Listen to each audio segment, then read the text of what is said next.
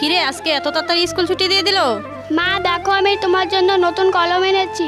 আরে নূপুর, তুই তো অনেক ভালো কাজ করেছিস। মা, দিদি এই কলমটা স্কুল থেকে চুরি করে এনেছে। তাতে কি হয়েছে? নূপুর তো আমার 5 টাকা বাঁচিয়েছে। আর এই বয়সে একটু ছোটখাটো চুরি করবেই। নূপুর, জামা পাল্টে আয়, আমি তোকে খাবার দিচ্ছি। মা, ও মা। কি হয়েছে? দৌড়ে আসলি কেন? মা, মাগো সর্বনাশ হয়ে গেছে। কেন, কি হয়েছে রে? দিদিকে পুলিশ ধরে নিয়ে গেছে। কেন, তোর দিদি কি করেছে?